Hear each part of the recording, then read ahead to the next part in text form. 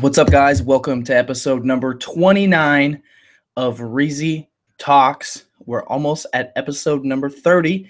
I'm going to allow a couple minutes for you guys to come in, and until those couple minutes pass, enjoy this song by my boy, the Thriftologist, that made this song for a challenge that I did. Check it out. I think you guys will like it.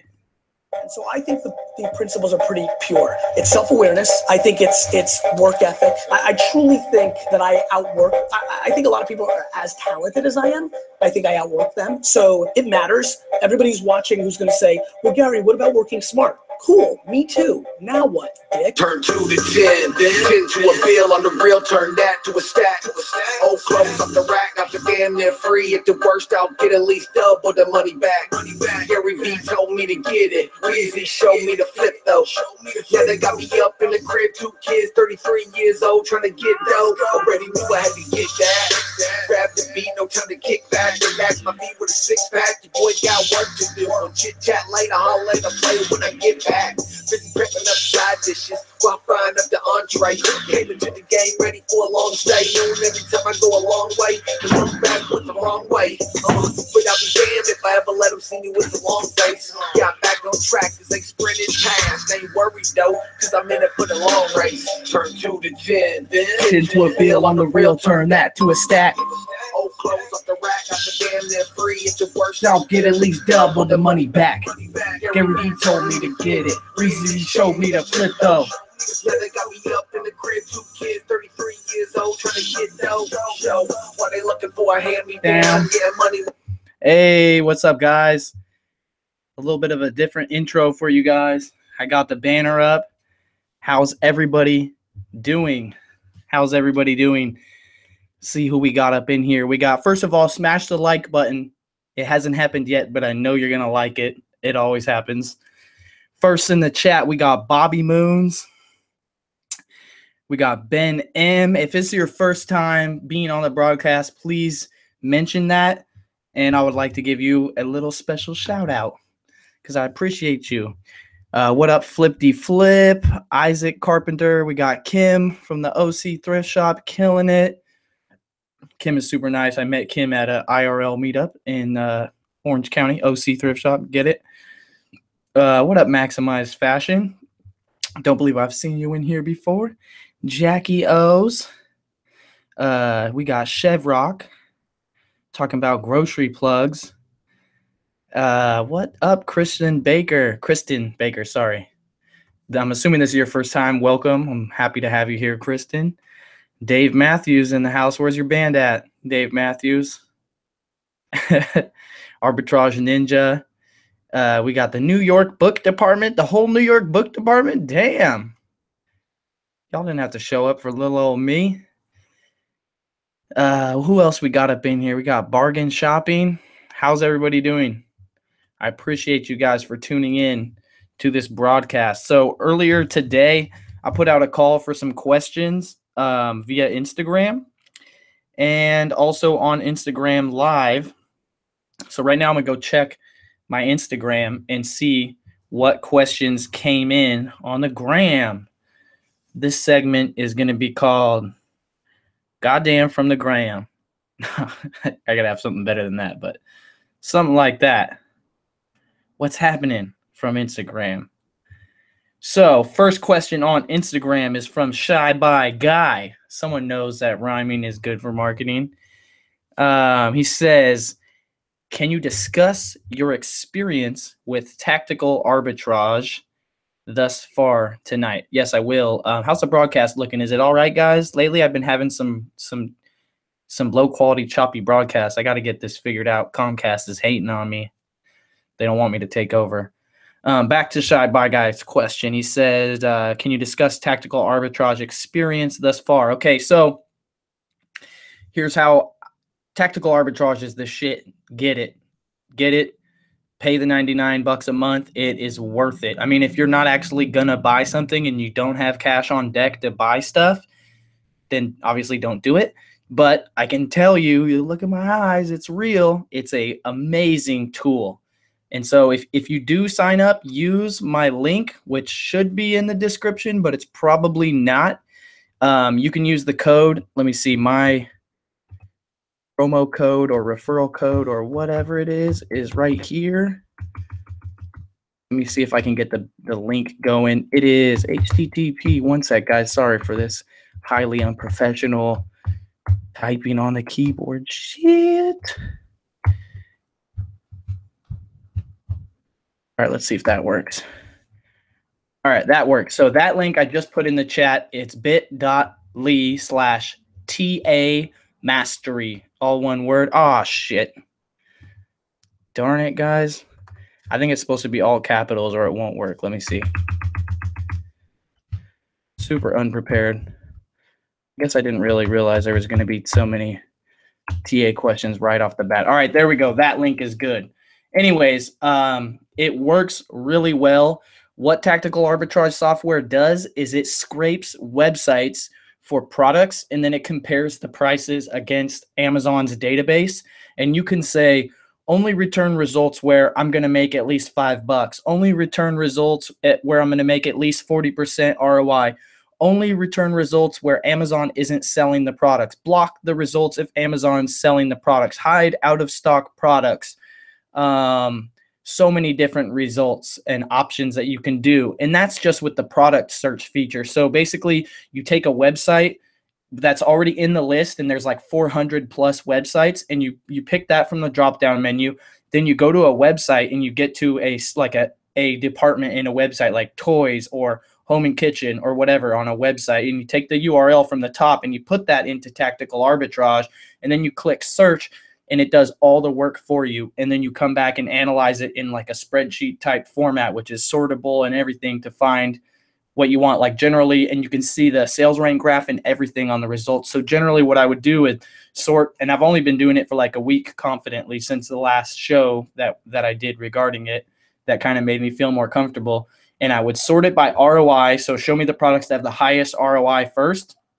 And then right next to ROI, because you can reorganize the columns, I have the sales rank column or chart or whatever. So I'm looking at high ROIs, but at the same time, I'm only paying attention to the ones that have action on the sales rank graph and actually sell.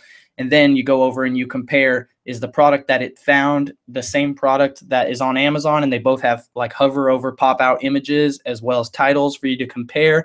It's not always exactly right, but it saves an immense amount of time. And I think I spent $4,000 in the last week, or not even a full week, only like 5 or 6 days on tactical arbitrage, buying all kinds of stuff, buying shoes, buying toys, buying home and kitchen stuff, buying Halloween stuff. There's just an immense potential there. And then if you want to add a website that's not there, they have the ability for you to do that too. You just need to get a get a coder to make an XPath file for you for that website that's not there. And once you get that XPath file, then you can load it into tactical arbitrage. And now you're the only person that has that. There's a lot of people that have XPath files you can buy from them. And then there's something called a bulk list, which means instead of going to, let's say, Kohl's.com and then going to the kitchen category and taking that URL and searching that, you can have something called a bulk list. It will be a Kohl's.com bulk list, which would be every category on their entire website all stuffed into one. And then you run the bulk list and it scans all of those categories instead of just one category at a time. And the cool thing about that is you can just scan an enormous amount of products like when you're sleeping, and then just wake up and go to town on the bulk list. And it's pretty much amazing. I should have started using it years ago. I think really the sky's the limit with the software, the sky or your bank account, whichever one you hit first, right? And that's just with the product search. There's like a reverse product search where you can, and then there's like the integration with Storefront Stalker where you can go to someone's Amazon store and search their entire store and find out if there's anywhere where you can purchase those products that they're already selling on Amazon at a lesser price where you can make a profit, which is probably the best feature that it has included. There's a library feature, which I haven't got into yet, which is like searching, like using eFlip or Zen Arbitrage, which is, I'm sure it's amazing. You could search eBay. So like if you wanted to go to look for certain type of new sealed items from eBay to sell back on Amazon, like there's just infinite amount of possibility of things you can do. There's like 10 tools in one, and each one of them is probably worth $100 a month easily. So it's super awesome. Definitely recommend you guys to check it out.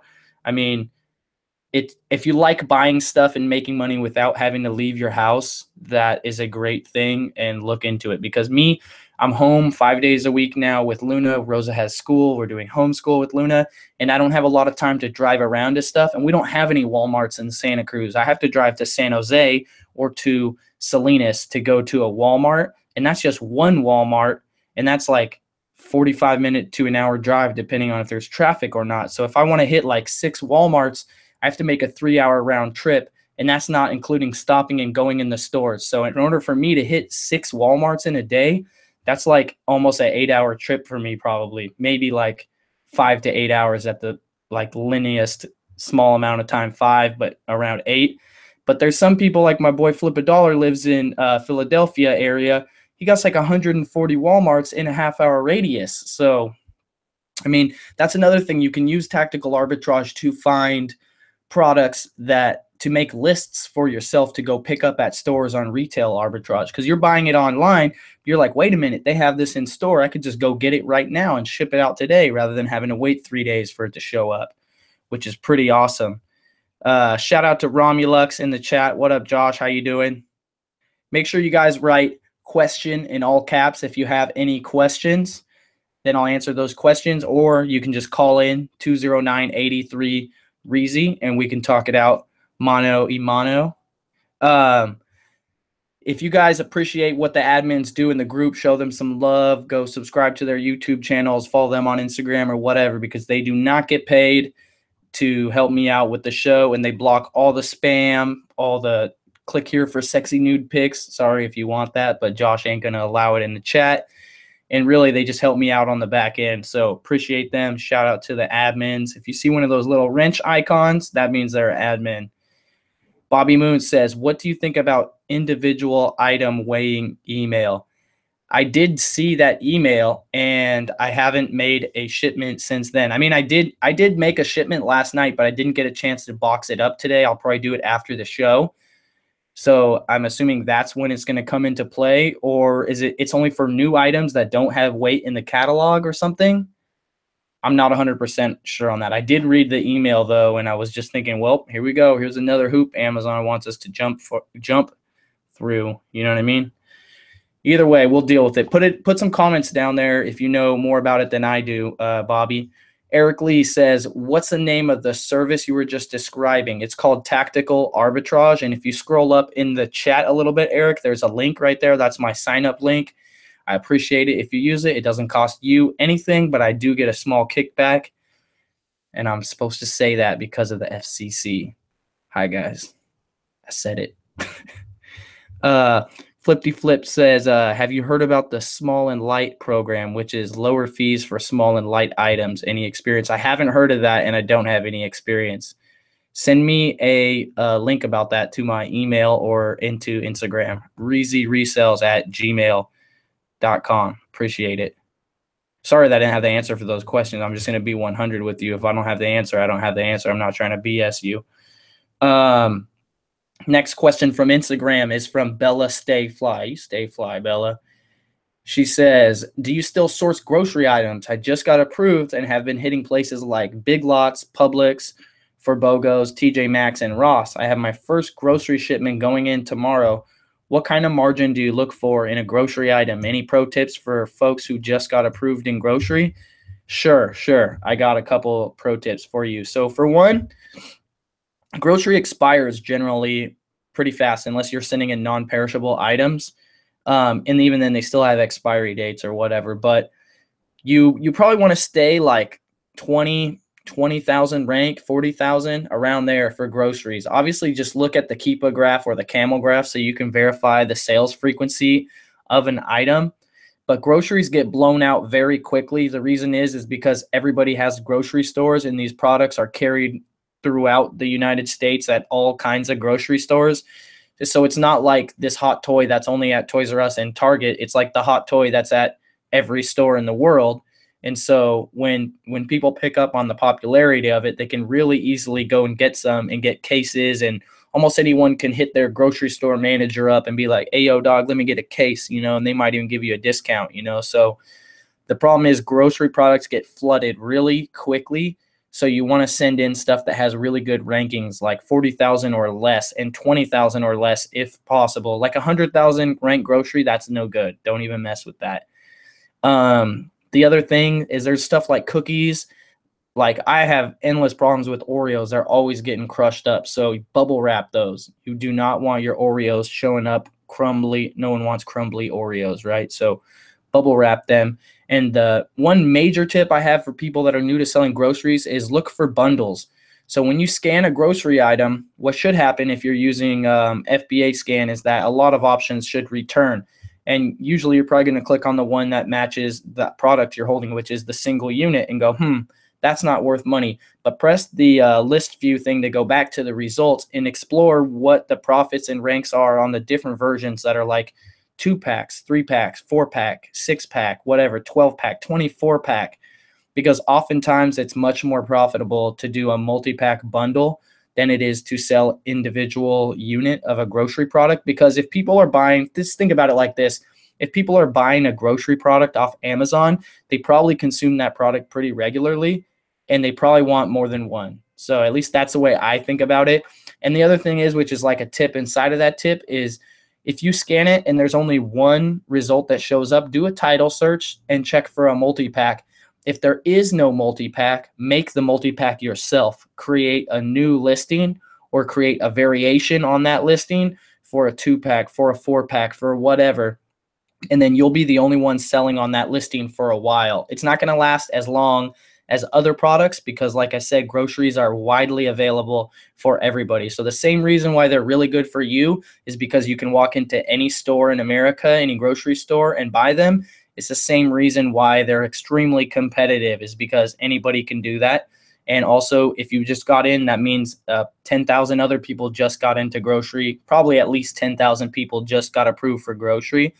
So things are going to be competitive for a while. So don't hesitate, get deep in it, but make sure you go wide, don't go deep. Don't buy 150 boxes of Captain Crunch. You know what I mean? Just make sure you know what you're doing and pay attention to the seasonal grocery items since we are in fourth quarter. Pumpkin spice stuff, anything people need for Thanksgiving or Christmas dinner, all that kind of stuff is going to sell extremely well.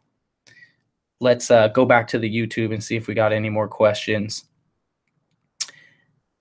Answer. Someone says answer. Easy Motivation says, you don't have to worry about shipping weight for individual items if there's already a current listing. I just did shipment 2 days ago, at least from my experience. Starting on October 2nd is when this thing happened. So we'll see, guys. Maybe next week we'll have a recap about it. Actually, I'm going to make a shipment tonight, so I might talk about it on my Instagram if I run into that. Can we talk a little grocery tonight? Did anyone else get in? I just talked a little bit about grocery. I think I got it covered for you guys. Also, another tip about grocery is, I don't know why I said it like that, is, hold on, beverage break. This broadcast is sponsored by Sierra Nevada Torpedo. # not ad.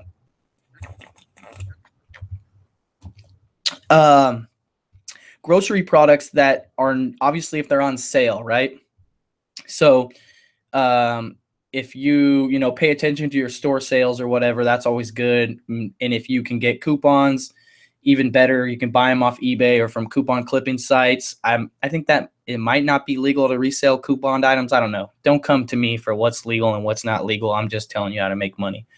But products that you cannot get at every grocery store, right? Those are like maybe like ethnic foods, right? You got Mexican food, Indian food, whatever types of products that like the grocery store has the chintziest selection of, or like there's, products at the Mexican store, or whatever your ethnicity is, that store, you know what I mean? Check out those products, because if you're going to that store in your neighborhood to buy that product because you can't get it at the major grocery store, there's probably other people like you that would like to buy that product online, right? Low sugar stuff, they don't always have a good supply. Gluten-free stuff, all that kind of stuff. really just anything. But if once you get into it, you'll start to recognize the types of products that people want. Like, for example, people were selling Whole Foods branded products because some people like Whole Foods branded products, but they don't have a Whole Foods near them. So you filling a gap, you're filling a need that people want, right? Same thing with Trader Joe's. Trader Joe's products, people want them. They're not, Trader Joe's doesn't sell them on Amazon. Someone's got to do it. You know what I mean? Someone wants to eat that stuff. You got to provide them with that stuff. Luis said he's going to sell hot dogs. Come on, bro. It might work, though. I don't know. Let's see. What is your eBay clothing photo shoot setup? Any tips on that? Yeah, I got a couple tips on it. Check it out. Right behind me, this is where I shoot my photos for eBay. And I'll probably post some photos that I've taken right here on my Instagram for you guys to see. But I just take this banner down, and then I have a white wall. It's not even like a perfectly smooth white wall. It has some kind of texture to it. But I have my ring light, which I use right here, which is not the best light. Like, if you get one of those cheap eBay photo umbrella setups, those are probably pretty dope. I might get one someday when I grow up. But otherwise, any light is going to do you good. But you want to get whitish light if possible. It makes the job easier.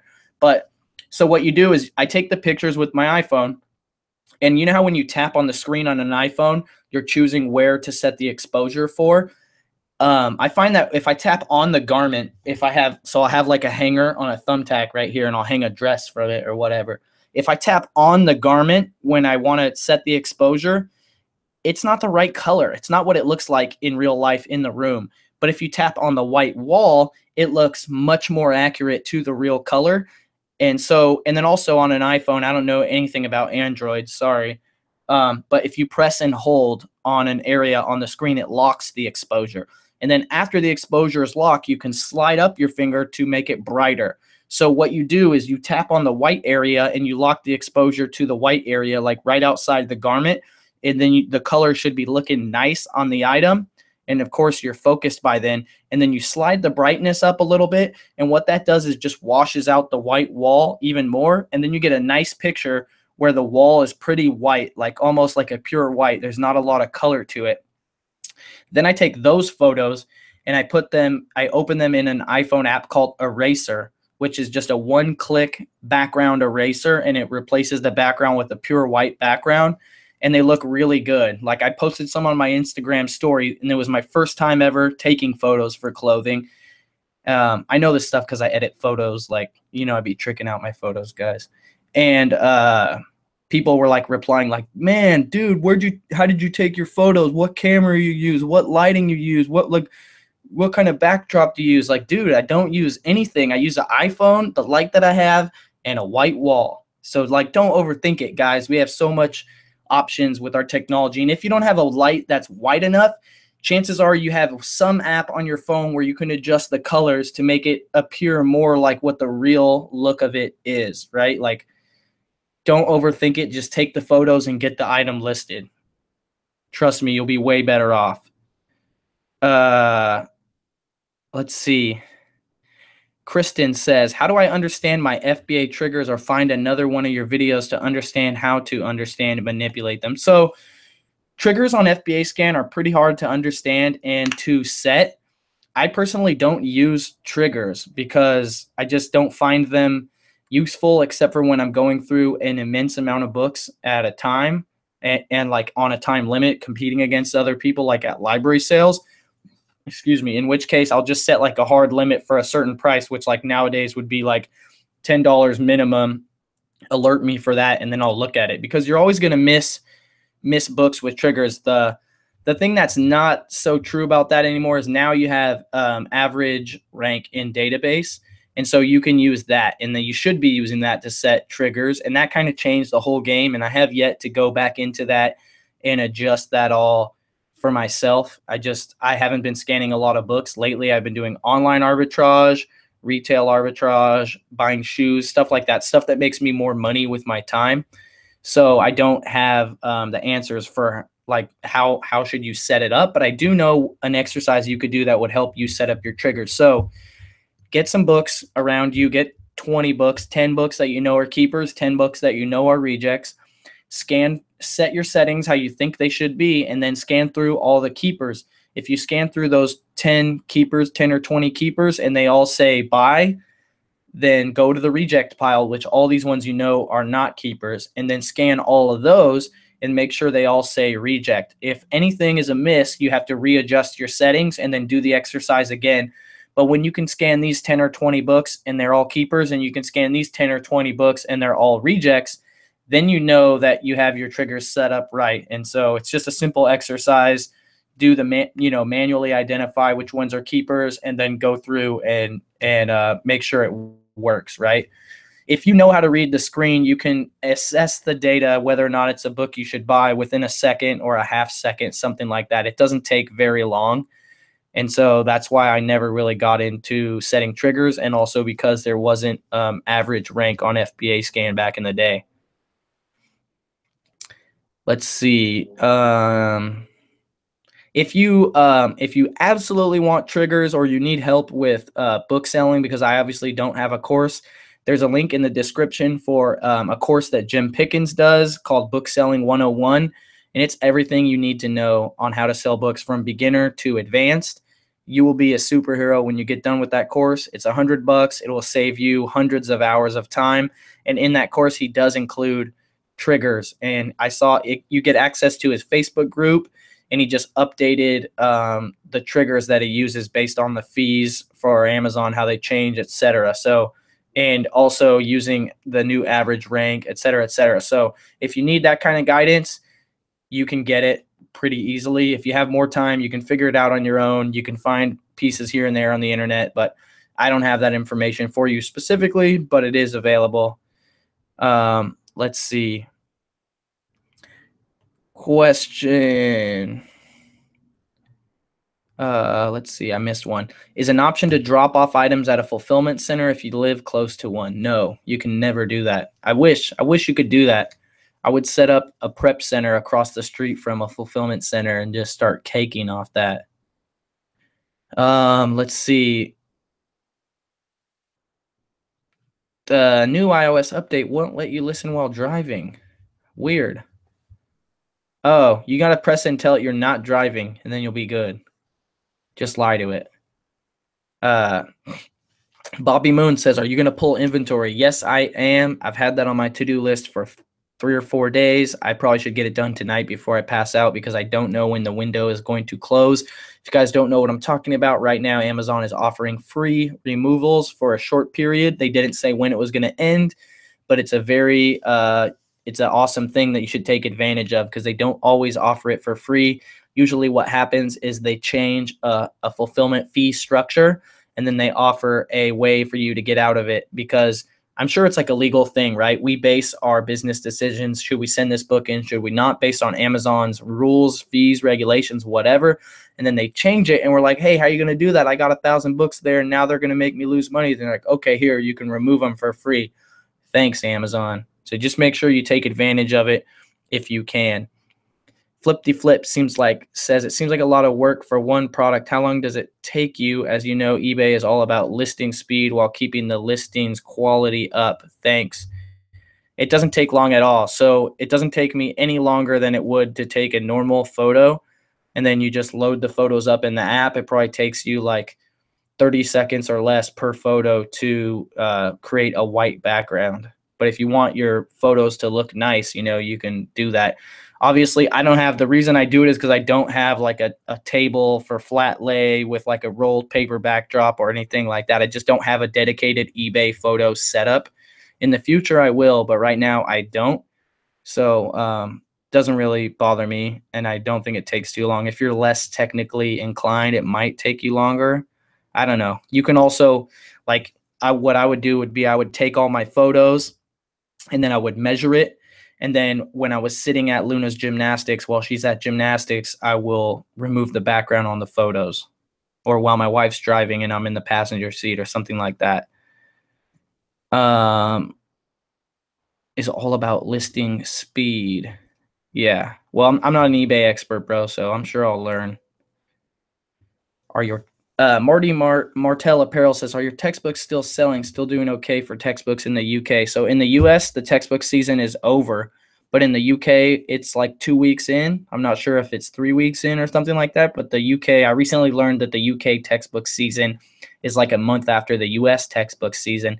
And it's very interesting to me because it makes me want to sell books in the UK using software to buy online arbitrage of books from the UK, ship them to a UK prep facility, and cash off that. That way I can have a twice as long textbook season, because textbook season is roughly 2 months, like 1.5, like trailing 2 weeks on either end or whatever. It's like 1 month with like a trailing 2 weeks on either end. And then the UK one comes right after that. And so then you're taking, instead of having 2 months a year of textbook season, you're having 4 months, instead of having 4 months to 2 semesters, you're having 4 semesters in a year, which is crazy because that means you're having 8 months of textbook sales, which everybody knows books in general have like the best ROI ever. Let's see. When inventory is not free to pull, it's like 35 or 50 cents a removal, I think, plus some other fees. Easy Motivation says, I believe October 6th is the cutoff date for free removals. I didn't see that in the email. Where did you see that at? The offer will end at midnight on Friday, October 6th. Awesome. Copied from Seller Central. Cool. Yeah, I knew it wasn't in the email. Nathan K says, question, what is your experience with Gaylords of Books? Gaylords are good and bad. It depends on the source. So you could, first of all, what are you paying per pound? Do you want to pay 2 cents, 4 cents, 6 cents, 8 cents, maybe 10 cents a pound? It depends on the quality. Are they sorted? Are they unsorted? Do you have a place to go through Gaylords of Books? Have you done it before? It's backbreaking work, digging into a Gaylord to pull all of the items out. Do you want to do it full scale? You might need a dumper. You might need a conveyor belt, etc., to make it easier and more productive. But it is kind of like a raisin cookie. Like if you can get ample supply of books from other sources, you're making out pretty well, because it takes a lot of time to process Gaylords of Books, and more than time, it takes space and man hours. So like if you have employees and you have a warehouse and you want to like full blown scale it, like, yeah, you should probably get Gaylords, because it's going to save you time of running around sourcing books from thrift stores or from yard sales or wherever. But if that's something that you're not into, cherry picking is going to save you a lot of money, like space wise or whatever. You're essentially doing the same thing. You're just taking the good books and leaving the junk ones, right? And I kind of feel like now that I know about more things like tactical arbitrage, selling shoes, stuff like that, that like if you have the money to go all in on books, you have the money to go all in on other things that are going to make you more money and be easier to manage, have less overhead. Like retail space is very expensive where I live in California, so, or whole like warehouse space or whatever. So it's different than if you live in Ohio or Indiana or wherever, because you can get a warehouse for much cheaper. You can get labor for much cheaper. People in California aren't trying to work for less than $15 an hour, even like the most simple entry-level positions. So it's a lot different than places where you can pay people $10 an hour, or where you can get warehouse space for super cheap. I'm not saying it's not profitable. I'm just saying, just know what you're getting into, and you always want to test the Gaylords before you get into them. Let's see. Just have to be careful selling textbooks overseas because they have different versions. Yeah. What I'm saying is that I would be buying the European versions and selling them. I wouldn't be buying from America and selling to UK. I'd be buying from UK and then selling in UK. So I wouldn't have to pay import VAT or whatever it's called, because I wouldn't be importing anything. They'd already be there. See, Bobby Moon says fees will increase from 64 cents for cubic foot. Yeah, so that's the new fee increases that are happening. It's nothing new except for they're including them for October. Previously, they wouldn't include them for October. It would only be for November and December. So I believe last year it wasn't for October, but last year these fees were the exact same. And it was the year before when they went 5 times increase on FBA fees during the fourth quarter. 5 times increase, guys. Nothing ever stays the same in business. Trust me. Flipty Flip says, was September slow just for me, or is it a bad month for Amazon? It depends on what you sell. Everyone's going to have a different answer to that question depending on what you sell. Easy Motivation says, what's your strategy for textbook season? Do you search for them on sites to buy and flip, or you just use books you bought from RA? Just curious so I can prepare for spring semester. I buy a lot of books using eFlip, which is the software tool.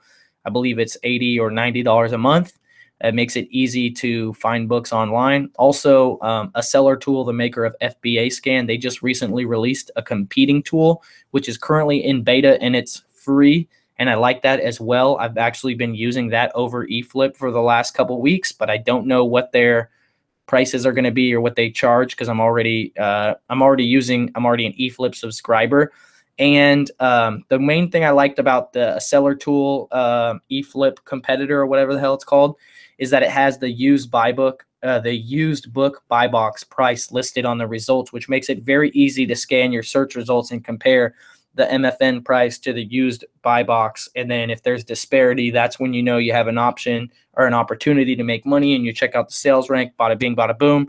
I recently spoke with Caleb, who is the creator of eFlip and Scout IQ, and he said he is going to implement that feature into eFlip. So pretty soon eFlip will have that and it will all be the same again. But yeah, buy a lot of books. When it's not time to sell textbooks, it's time to buy textbooks, right? And also, if you come across textbooks, you put a special SKU in them so you can find them in your inventory easier, and then so you can make repricing rules that apply to them. So we don't reprice our textbooks at all. We price them very high until it's textbook season. So for a 30-day window, we let our repricer price our textbooks aggressively to sell. And then during the other 10 months of the year, we just let them chill. Let's see. Looking for questions. Let's see.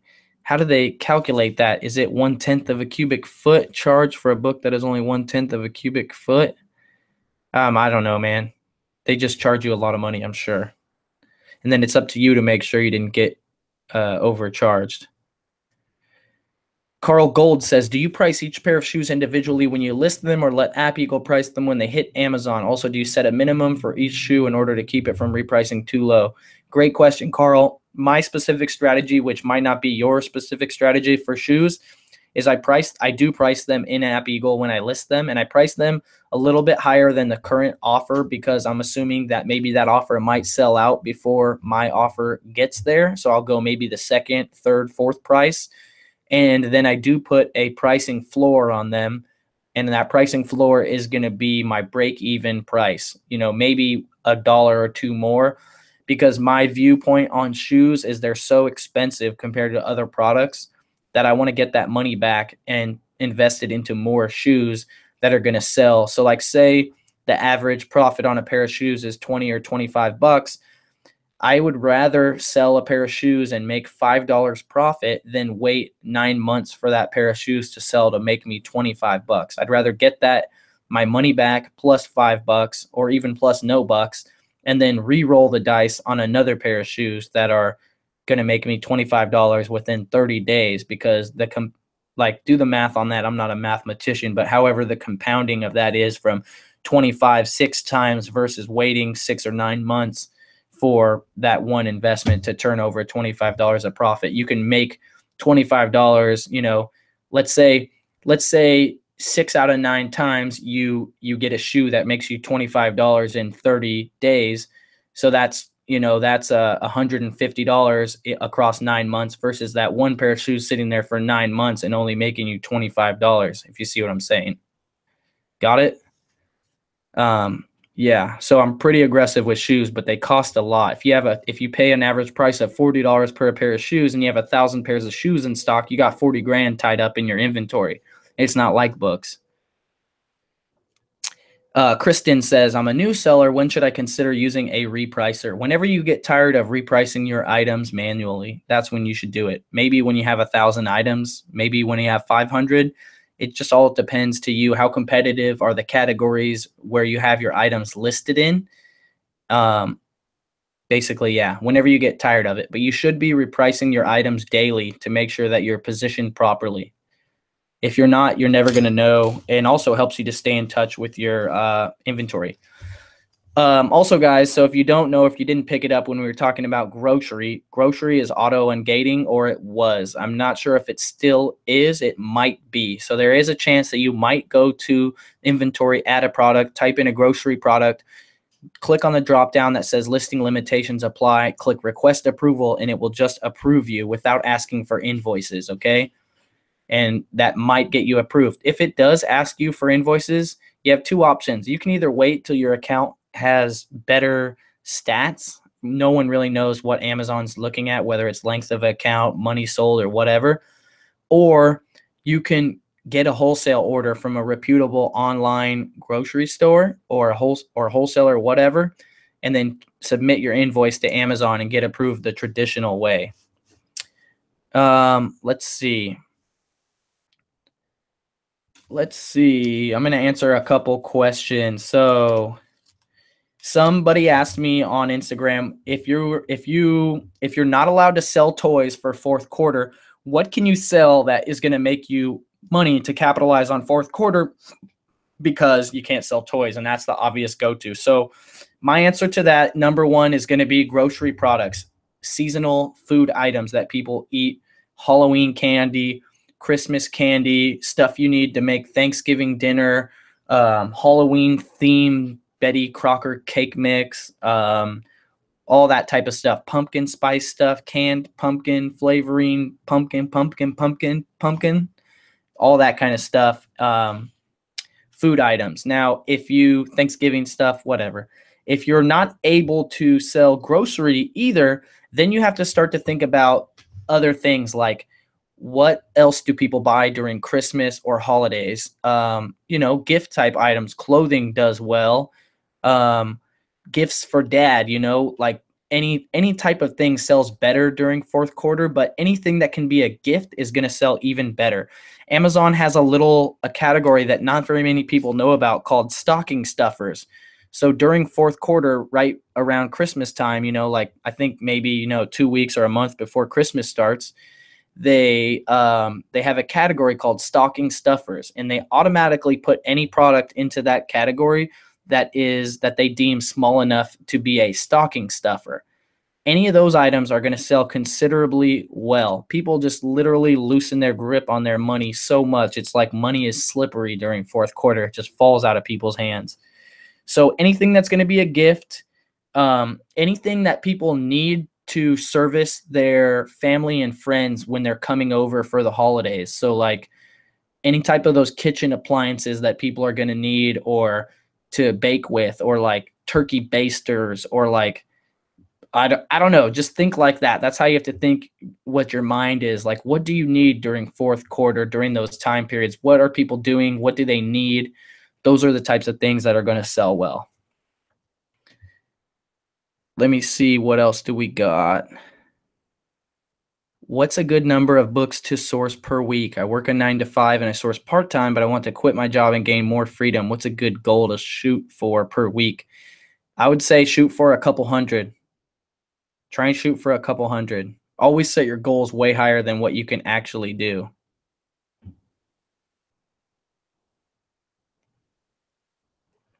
Amazon Seller 99 says, I don't know if anyone mentioned it, but Amazon is reducing their fees for grocery from the 15th of October to October 2018. I think they're lowering it 8%. Yeah, I didn't actually know that, but that's great. Carved Minds, I have access to a manufacturer of nuts. They can rebrand items. Do you think something like that would sell? Anything will sell, man. It's all about branding and marketing. Anything will sell. I saw glass straws sell well on Amazon. It's freaking glass straws. Oh, as soon as Josh leaves, we get someone that we need to report. Come on. Anyway, so I'm going to go on to the next thing. I got some more questions. Yeah, Bobby caught the pause. On to my Q4 toy trend. So you can sell toys. If you can sell toys for Q4, what toys should you buy? How do you know what toys to buy? I'm not going to tell you what toys to buy, but I'm going to tell you how to find the toys you should buy.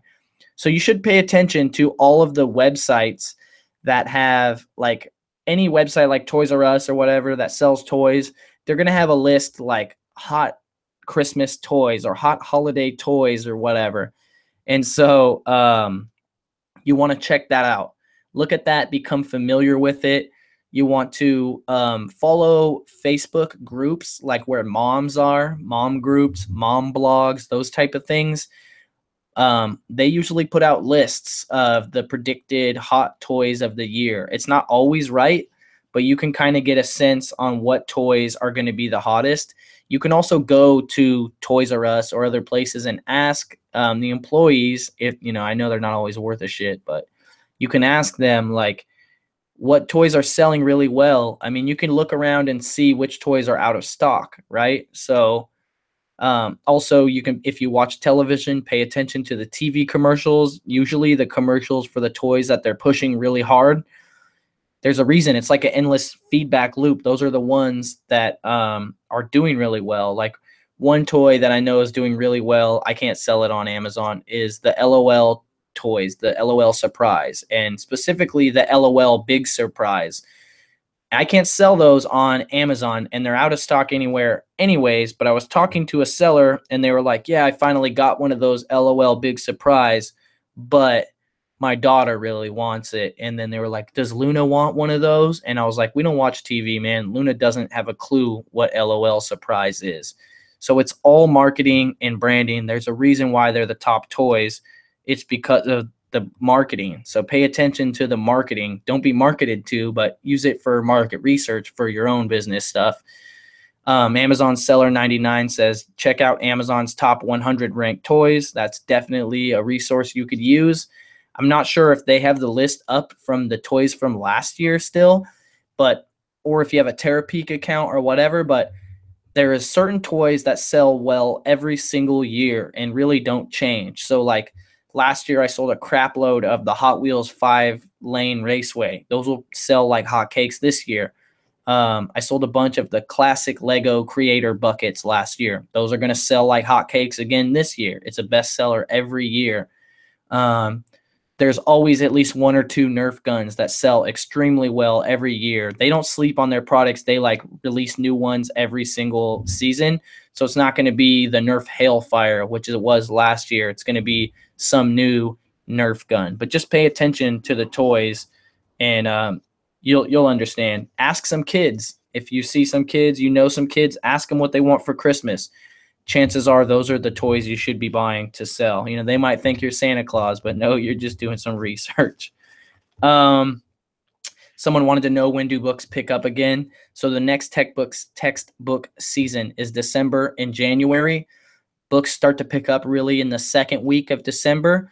They peak like right around Christmas, after Christmas, or maybe like the January 1st to 7th is like when they peak, and then they slow down for the rest of January. Maybe like the first 2 weeks of January, and then they're done by the end of January.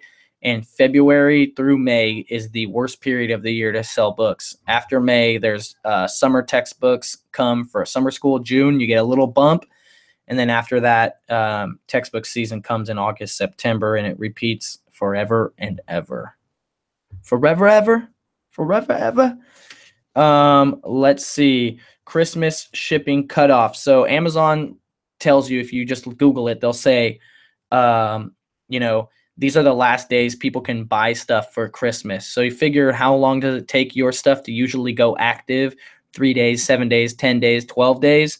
And then factor that into the last days that people can order stuff, and then work back like a week or two, a week, I'd say. And that's the last stuff you want to send, is you want it to arrive like 7 days before the end of the Christmas buying season. And don't push it, guys. Don't get greedy, because if you get left holding your products in your hand, they're not going to sell. Like, they're just not going to sell. The demand drops off like crazy after Christmas. There is a little bit of post-Christmas buying that happens into January, maybe into the second week of January, because a lot of people get Amazon gift cards for Christmas. So that kind of is a savior. But the reality is that especially if you're sending your stuff into Amazon to sell that close to the Christmas cutoff, you better be pricing it like a hawk. You better be on top of that thing like a Hawkeye. Let's see. Someone asked me, should you just stick to books on Amazon and clothing on eBay? And the answer is if you want to make the same amount of money forever and miss out on opportunities, yes. But you shouldn't ever put yourself in any kind of box like that. You should always try new stuff. Don't be scared to try to sell on Mercari or Poshmark or even locally, OfferUp, Let Go, Facebook Marketplace. Like, don't be afraid. What works for me is not going to work for you necessarily. What works for Joe is not going to work for Tim. What works for Tommy is not going to work for Tony, right? Like, everybody's situation is not the same. People live in different places where they have access to different amounts of stuff. The only time it's going to be the same for you is if you're talking about things like wholesale and online arbitrage, where we all have the same amount of access to products. But then again, you also have to factor in, what do you like to do? What do you enjoy doing? You might not enjoy bundling shampoo and selling shampoo for all year long. You know, you might like to sell toys on wholesale or whatever. Just got to find what you like to do. And I don't recommend sticking to anything. And I can tell you from experience, because I sold only books for, at least, let's say I've been selling on Amazon for like 13 years now. And I would say I sold only books for like the first 8 years or so. And then one day I happened to scan a board game and I was like, oh crap, you can sell board games on FBA? And then I scanned some DVDs and then CDs and then so on and so on, and then shoes and grocery, etc.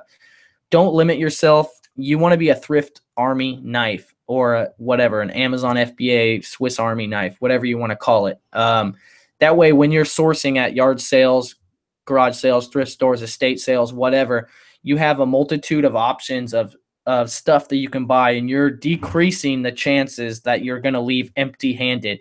Because that's really when you lose money, is when you invest your time to going somewhere to buy something and you leave empty-handed, right? So you want to know about as much stuff as possible, try everything, and then double down on the ones that work well for you. And what works well for you is going to be a combination of what you have access to and what you like doing, right? Like, you might have access to shoes and books and be able to actually make more doing books, but it's a lot of work. It takes a lot of space, like, and you're not into it. You might just want to sell shoes. Like, it just depends on what, maybe you want to run a warehouse with 15 employees and manage them, or hire a manager, or have 15 employees, or whatever. Other people want to buy retail arbitrage and have a prep center, or online arbitrage and have a prep center. Everybody's different. Some people want to do Amazon merch. You know, there's so many options.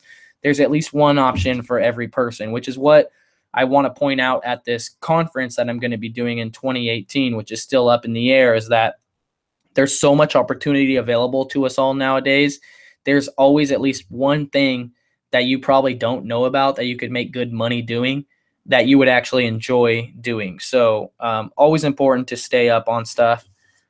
Let's see, what else do I got on here? Okay, someone wanted to know about hiring, how to hire people, right? So to hire people, I recommend drawing into your friends and family category of who. I mean, this question depends on a couple things, right? Like, if you have a warehouse or an office space away from your house, you could hire anybody. But if you work out of your garage or out of your home, you might not want to hire anybody, right? In that situation, you might only want to hire friends and family.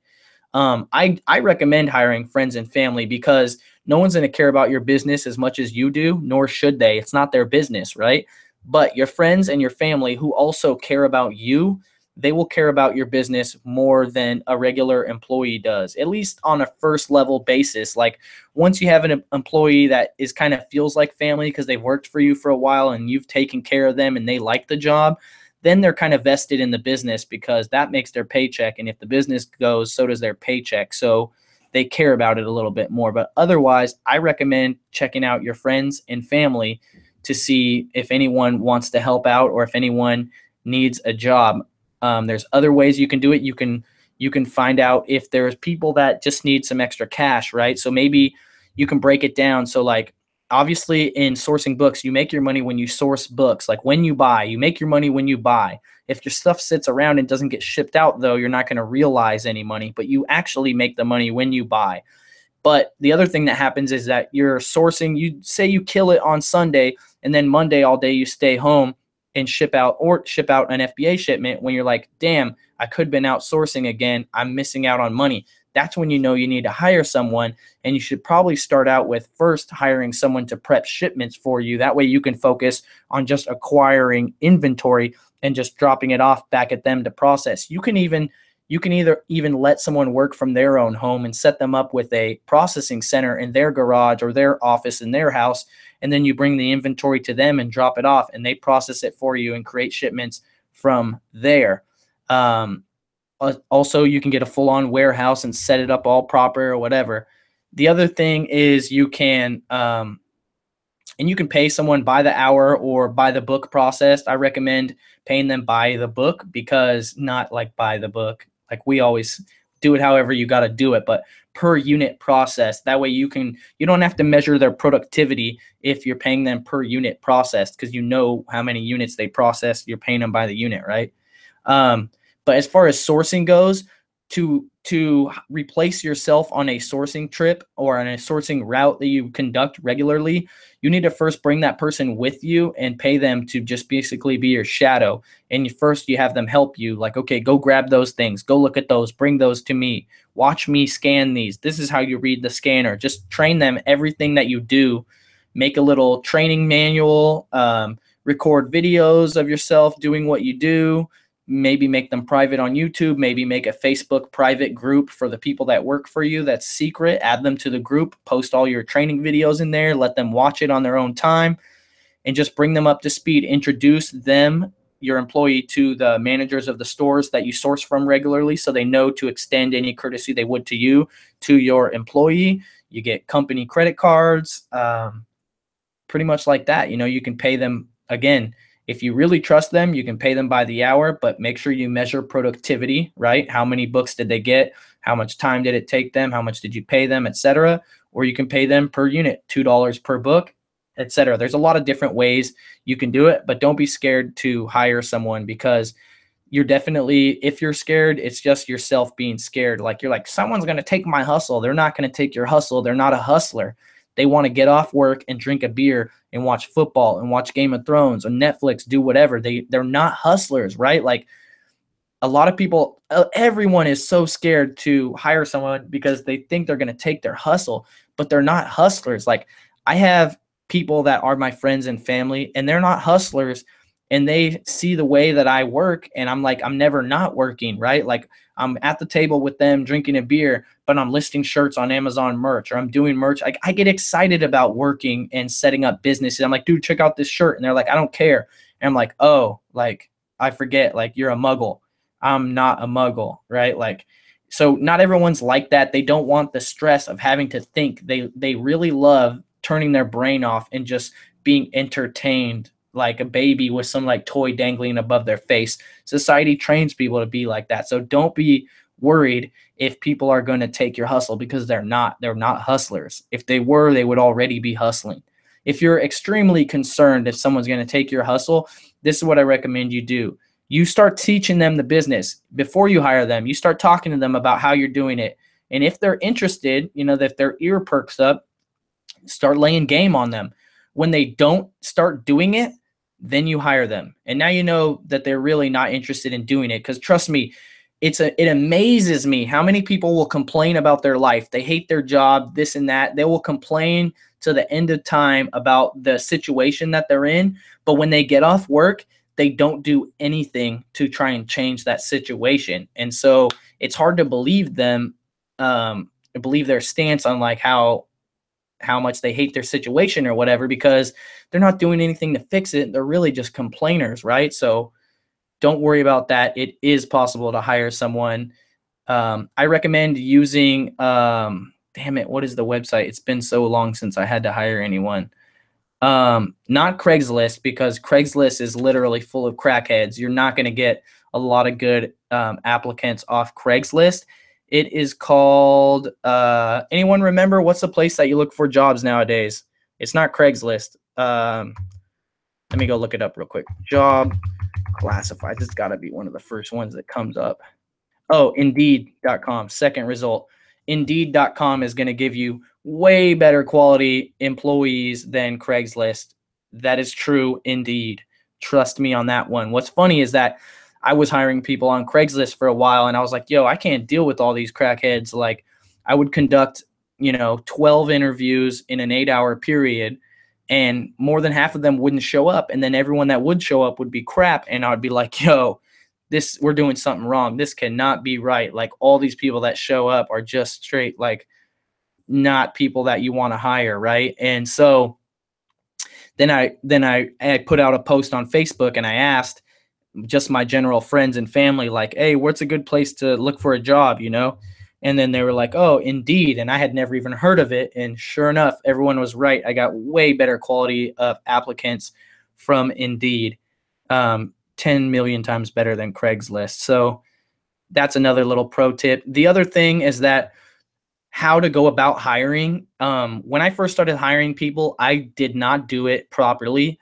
I kind of based it off of job interviews that I had as a younger man, and they were all really crappy. Like, I worked at IHOP, I washed dishes, I worked at a skate shop, I worked at a telemarketing place, like super, super stupid low key places where it doesn't really matter who you want to, like, hire or whatever. So, what I started to do is I started to realize that the qualities that you want out of an employee are the ones that you cannot train them on the job to have. So, like, almost the only piece of data that I like from a resume that people submit is the length of time that they worked at different jobs in the past. So if it's been like the last 5 years and you only worked one job, that's very interesting to me. And I like that, because hiring people is expensive. So length of retention of a job is like the only data point I really care about, because that just shows me like loyalty and that you're going to actually show up, because it costs so much to hire people. It take me, because we have a location that's remote, right? We don't have a manager there. I don't live there. Neither does my business partner. And so we would have to fly there and then be crammed in like a 7-day period to find employees. And so if that's the case, that's expensive, right? And so, not to mention, we have to stop doing other stuff to make that happen. So employee retention, very important. But you want to hire people based on like their morals and values, not so much what they can do, because you can train anybody to do anything, right? Like, I don't care if you can type or if you can use a computer or whatever. That's cool. But I would prefer to hire someone that's just a solid human overall. And you can't always gauge that from the paper. You have to gauge it from like intuition and from the conversation that you have with them during the interview. So like, you should have some set questions during your interviews, but more importantly, you need to make these open-ended questions like how reporters do, because you're just trying to lead them to talk, and you want to hear how they talk and what they say, and then just have an organic conversation with them, like man to man. And because people are going to put on for an interview, right? They're not going to be themselves. They're going to put on. So you got to try to like get them outside of their cocoon and get like a natural, realistic representation of them. And then you can at least feel, you can be close, be more likely to gauge someone as like a human, because it's like in the Zappos book, they say like, would someone pass the layover test? Like, if you had to hang out with this person at an airport for 7-hour layover, would that be the worst thing in the world, or would it be cool? Because if it's the worst thing in the world, don't hire them. They're going to be infectious towards your business. On the other hand, maybe do hire them. The other thing I passed over, but is important, is that I like to give people like a 3-step interview. So like the first contact is going to be on email, and then we go back and forth on email for a little bit, and then that turns into a phone call interview. And then if you go back and forth on that for a little bit, and then you go to the actual job interview. And what this does is it reduces the amount of people that don't show up, and it also gives you 3 or more separate instances where you can gauge like how serious they are about getting a job, and how Do they call you when they say when you guys scheduled the phone call? Do they call at that time, or do they call 15 minutes later, or do they miss the call entirely and then make up some kind of BS excuse? Those are good sample data points that you can use to analyze whether someone's going to be a good employee. If they really want the job and they're the type of person that shows up, they're going to call on time when they're supposed to. They're going to email like they said they would, those types of things, right? So give yourself like 3 sets of filters to gauge an employee, and those are all going to help you. Let's see what else. I'm sure I missed a bunch of comments on there. Amazon seller says, if you don't want to deal with hundreds of interviews, background checks, and workers' comp insurance, try a temp agency. You can request a temp to permanent agreement. Definitely probably something I should look into. I have not done that. Easy Motivation says, acquaintances are better than friends are best because you don't care if you have to fire them. Yeah, that's true. The other thing is they come with, you can ask your friends and family if they know anyone that has a job. And then when you get a referral like that, people tend to be more honest, and the longevity is a little bit more apparent because they don't want to make the person that referred them look bad. Let's see if we got any more questions. I think I went through my entire notepad here. Let me see what I got on Instagram, if we got any more questions. We're just at the 1 hour mark. Excuse me. Look at this. My beer is like warm.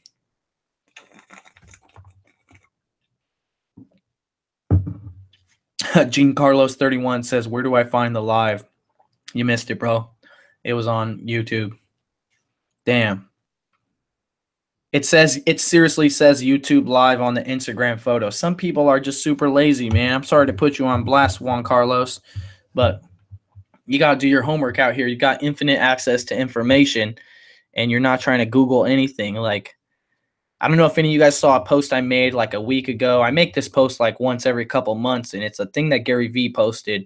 And it's like, if you can't like Google stuff and figure out how things work, like F you. And it's serious, like not like F you, but just like, come on, man, like put some energy into it. You want me to help you, but you want me to do all the work. You know what I mean? Like if someone shows up to help you dig a hole, are you going to make them bring the shovel too? Like, no, that ain't right. Like if you agree to help me dig a hole, I just want you to show up. I'm going to have a shovel for you. I'm going to have a towel for you to wipe your sweat, a cold drink, and a sandwich. At the very least, thank you for showing up to help me. You know what I mean? Not just like have me spoon feed it to you. Like, come on, man. I know that's the era we live in, but like, I refuse to spoon feed people. I would much rather teach you guys how to fish than give you a fish. Because what happens if I say, set your triggers like this, and then Amazon changes, you know? I'd rather tell you guys how to set your triggers so that no matter what, you could set your triggers, right? Like, it's just crazy to me how people are insane with the spoon-fedness, you know what I mean? Stop it. Just stop it. Quit it with you're not a baby. Yeah, we're beyond spoon feeding. We're into baby bird feeding. People want you to chew the information up for them and then regurgitate it into their mouth. It's insane. Hey, you should come to this party. I need a ride, though. Those kind of people. For real, though. It's intense out here. Anyways, guys, if we don't have any more questions, we are just at the 1 minute mark. And I think we're about to have to call this episode like how to hire people, or like don't be scared to hire people, or something like that. Please go ahead and put another question or two if you got one. But please smash the like button before you guys leave. I see there's 66 people watching and only 33 likes. So 33 of you did not smash the like button yet. And it's real easy. You just move your mouse over to that thumbs up icon, and then you click on it. And then that number increases from 33 to 66. And that would be an amazing thing. I would appreciate it. It doesn't cost you anything. Yeah, subscribe to the channel if you aren't subscribed. If you want to pick up a limited edition Reezy Resells 40-ounce Hydro Flask, the link is down there. I got about 75 of them left. They're all hand-numbered and signed. There's only 120 made ever. It's important to hustle hydrated, guys. Like, a lot of people don't drink that much water. Obviously, I'm drinking beer right now, so it's kind of like a contradiction or whatever, but it's really cool. Joe State, I don't know if you follow Nicole State on State's Place. He sent me a text, and he's like, yo, I drank 2 Reese's of water. And I was like, wow, I didn't realize I was a water measurement, but that's important. Like if you drink 80 ounces of water a day, that's awesome. That's probably like 90% more water than most people drink. And water is important. It's like the most important thing ever is drinking water. Like coffee is important too, but water is extremely important. So you're going to have to drink water anyways. You might as well drink it out of a Resells 40. Check it out. It's a 40. See that? That's a 40. I actually lifted that graphic for the 40 ounces right off of an old English malt liquor bottle because I'm crazy like that. Anyways, guys, I wonder if any of you guys are going to show up to the NorCal meetup October 21st, I believe. Thrifty Boss Babe on Instagram. That's her name, at Thrifty Boss Babe. She's doing a NorCal resellers meetup. I'm not being paid. Nobody's being paid, but some people are showing up, and we're going to do a little panel, a little Q&A, get some drinks together. It's your chance to buy me a drink. Coffee has water in it. Yes, it does, but you need more. It's also a dehydrator. It dehydrates you. It makes you lose your water. Yeah, the reseller meetups are always cool, guys. If you've never been to a meetup, it's a great time to meet up with someone, not just to like take a selfie, but to connect with them on a real like one-on-one level. Like I go through my social media every once in a while and I purge people that I follow because like they're filling up my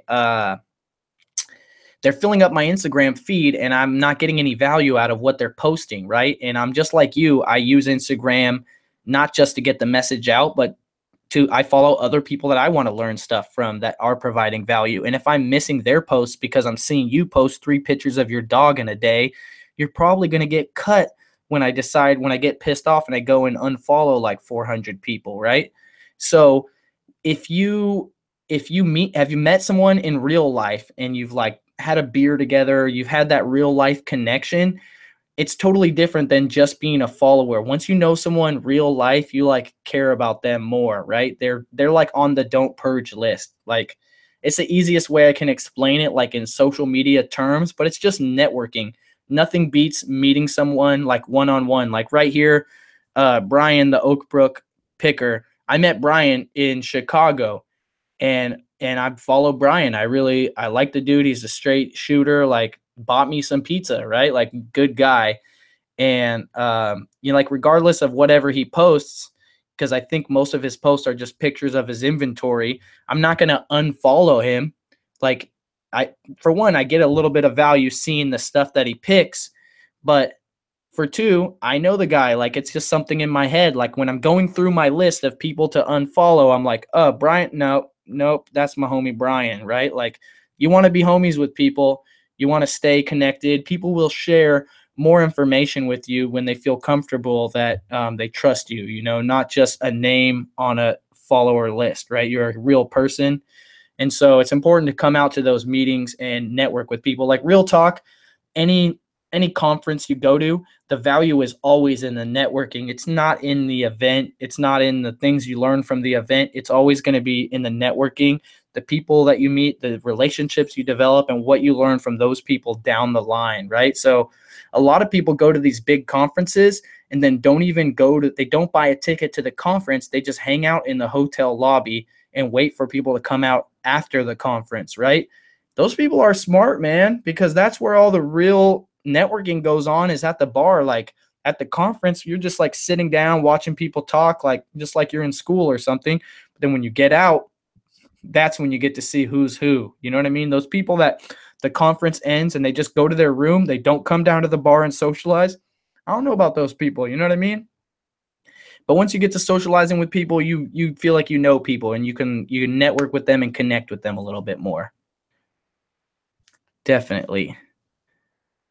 Network marketing is very powerful. Yeah, you're only as good as who you roll with. Like, trust me too. Like, and then if you become good enough friends with someone where you're like text messaging with them, like people aren't going to post on Instagram or Facebook or whatever, like, go get this, like, what, you know what I mean? But they might send out a text to their like 4 or 5 friends that are resellers who they have their text from, you know, like, hey, don't post this on Instagram. Like, don't share this, but here you go. You know what I mean? So it's just a trust thing. And it's also good. It's always good to develop trust and build up your network, right? So it's like, I like to say this thing to my friends, like, hey, as long as I got a job, you got a job. You know what I mean? So as long as I'm making money, you got money, because I will help. You know what I mean? I can put you to work. Hopefully you could put me to work. Like, we'll figure it out, and we're never going to be on the bottom anymore, right? Anyways, guys, thanks for tuning in. This has been another Reezy Resells broadcast. And if you ain't flipping, you slipping.